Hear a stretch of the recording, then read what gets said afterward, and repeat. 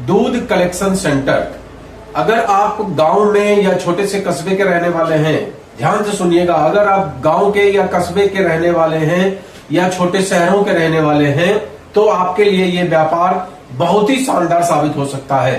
कम लागत, कम पूंजी में चलने वाला ये व्यापार, पर डे आपको कैश फ्लो देने वाला ये व्यापार, कम लागत और अच्छी आमदनी, कोई भी झंझट नहीं। एक समय ऐसा भी आएगा जब आप आराम से लेटे रहेंगे और पैसा आपके पास बढ़ बढ़ कर आने वाला है। ऐसा व्यापार मैं आपको बताने वाला हूं। दूध डेयरी, जैसे ही बात होती है दूध डेयरी की, सबसे पहले दिमाग में आता है कि 10 भैंस खरीद लिए, 15 भैंस खरीद लिए और उसके बाद उनके साथ मेहनत किए, उनको नहलाना धुलाना, चारा खिलाना और दुनियादारी, उसके बाद दूध निकालना और बेचना, यही बात समझ में आती है।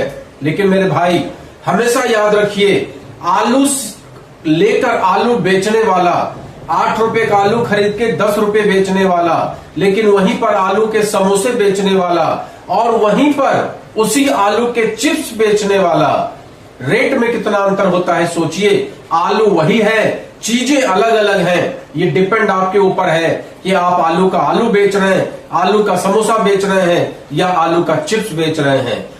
उसी तरीके से दूध में भी हम दूध का कारोबार भैंस को रख के कर रहे हैं या केवल कलेक्शन कर रहे हैं और दूध बेच रहे हैं, या कलेक्शन कर रहे हैं, पनीर और घी बना के बेच रहे हैं, दही बेच रहे हैं। आज मैं वो तरीका आपको बताने वाला हूं कि आपको दूध से दूध नहीं बेचना है, आपको कलेक्शन दूध का ही करना है, लेकिन सीमित मात्रा में दूध को बेचना है और सबसे ज्यादा बेचना है पनीर बना के, सबसे ज्यादा बेचना है घी, सबसे ज्यादा बेचना है मक्खन, सबसे ज्यादा बेचना है अन्य उससे बने हुए बहुत सारे उत्पाद होते हैं जो डेयरी फार्म पे बिकते हैं, वो आपको बेचना है। वो तरीका मैं आपको बताने जा रहा हूं जो हैवी प्रॉफिट आपको देने वाला है, जिसमें नुकसान की संभावना भी बहुत कम है। आप क्या करिए, आप 2 से 2.5 लाख रुपया, और ये 2 से 2.5 लाख रुपया आपको कहां से लगाना है, आप लोन लेंगे, सब्सिडी लेंगे गवर्नमेंट से। तरीका मैं आपको आगे बताने वाला हूं, इसलिए पूरी वीडियो में बने रहिए। लगातार A to Z पूरी जानकारी देने वाला हूं कि आपकी लागत कितने आने वाली है और गवर्नमेंट सब्सिडी आपको कितना देने वाली है, आप लोन कहां से ले सकते हैं, कम से कम ब्याज पे कितना पे पैसा आप ले सकते हैं और किस तरीके से कलेक्शन सेंटर को आप बेहतरीन तरीके से रन कर सकते हैं। ध्यान से सुनिएगा। सबसे पहले आप बना लीजिए कलेक्शन सेंटर। कलेक्शन सेंटर में बढ़िया टेबल, किसी भी कलेक्शन सेंटर में आप जाकर देख लीजिए, वहां पर 10-20 छोटे छोटे बाल्टी, 40 लीटर वाले, 20 लीटर वाले ड्रम जो होते हैं वो आपको खरीदना पड़ेगा। एक मशीन खरीदनी पड़ेगी जो मशीन दूध के फैट को नापे, मिलावट को नापे, वो भी आपको चाहिए। वो 25 से 50 हजार रुपए, अलग अलग क्वालिटी की है, 25 से 50 हजार रुपया वो आपको खरीदना पड़ेगा। कढ़ाई बड़ी वाली चाहिए जिसमें कि आप दूध खौला के पनीर वगैरह बना सकें, दही के लिए उसमें उसको उबाल कर दही जमा सकें। और एक चीज आपको बता दें, आज की डेट में दही आपने देखा होगा लोग परात में रख के बेचते हैं। मैं आपसे बताता हूं एक नया तरीका। छोटी छोटी जो हांडी होती है, देखा होगा आपने, छोटी छोटी हांडी, आधा किलो की, 250 ग्राम की, 1 किलो की, उस हांडी में डायरेक्ट आप दही को जमाइए। आजकल गांव में आप देख रहे होंगे ट्रेंड चेंज हो रहा है। अब लोग पसंद नहीं करते हैं डब्बा बंद, अब लोग पसंद करते हैं उसी मिट्टी के बर्तन में जमा हुआ दही। भोज हो, भात हो, घर में खाने के लिए हो, लोग वही लाना पसंद करते हैं। आप वही प्रयोग करिए। इससे सबसे बड़ा फायदा आपको क्या मिलेगा कि वो जमाया आधा किलो का, 1 किलो का आपका यूं ही निकल जाएगा और रेट आपको अच्छा देगा। अगर मार्केट का दही 100 रुपए किलो है तो ये आपका 125 रुपए किलो आसानी के साथ में बिकेगा और लोग दौड़ दौड़ कर आपके पास आएंगे, क्योंकि ये सब चीजें देने वाला दूसरा कोई बंदा नहीं है। तो वो चीज करिए जो मार्केट में यूनिक हो। सब लोग वही कर रहे हैं, आप भी वही कर रहे हैं, सब धान लगा रहे हैं, हम भी धान लगा रहे हैं। अरे सब लोग धान लगा रहे हैं तो आप फूल लगाइए, गेंदे का फूल लगाइए, गुलाब का फूल लगाइए, बदलिए अपने आप को। सब जाकर उसी मंडी में बेच रहे हैं, आप मंडी से आगे बढ़ के बेचिए। तो यहां लगाना भी एक कला है और बेचना भी एक कला है। इस कला को सीखना पड़ेगा आपको। तो ये 2 तरीके मैं आगे बताने वाला हूं कि लागत कितनी आने वाली है, क्या क्या आपको खरीदना पड़ेगा। और दूसरी चीज कि गवर्नमेंट की तरफ से क्या लोन और क्या सब्सिडी की फैसिलिटी है वो भी बताने वाला हूं। लेकिन तरीका आपने समझ लिया, सुबह सो के उठिए, अपनी दुकान खोलिए, दुकान पर लोगों को बताइए कि हमने डेयरी फार्म खोला है, वहां पर जिन लोगों के पास भैंस है उनसे संपर्क करिए, उनके पास जो एक्स्ट्रा दूध है उसको कलेक्ट करिए। स्टार्टिंग में आपको बताना पड़ेगा लोगों को, घर बैठे हुए धंधा नहीं होता, आपको बताना पड़ेगा, समझाना पड़ेगा।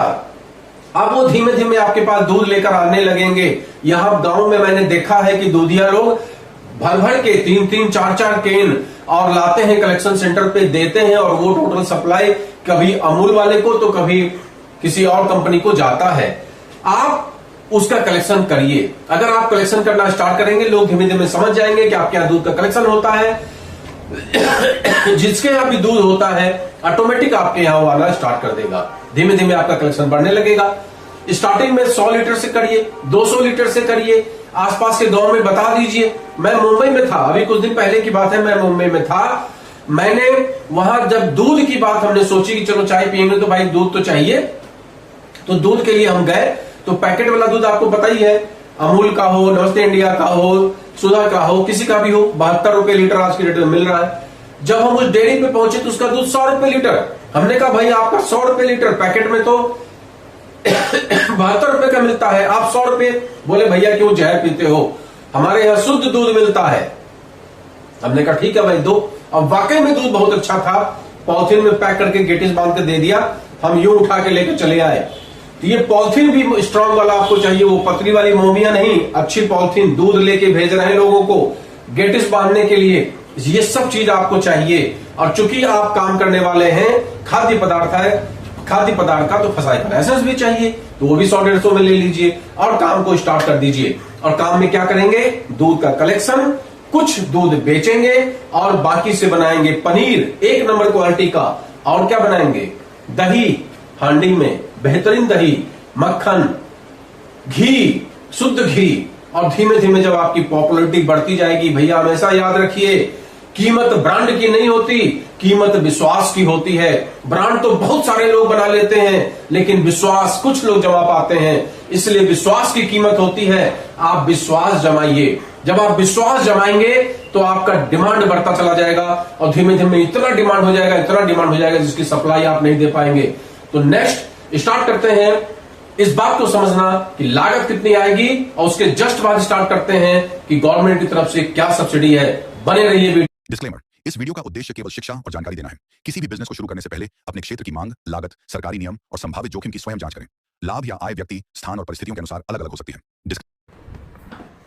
सबसे पहले आपको चाहिए एक मशीन, डिजिटल मिल्क एनालाइजर, जो 30,000 से 45,000 का आएगा। इलेक्ट्रॉनिक तराजू चाहिए 3,000 से 8,000 का। 40 litre stainless steel milk can चाहिए 40,000 से 50,000 का। 200 लीटर स्टील कढ़ाई चाहिए 25,000 से 40,000। हैवी ड्यूटी गैस बर्नर चाहिए 10,000 से 15,000। गैस सिलेंडर चाहिए 6,000 से 8,000।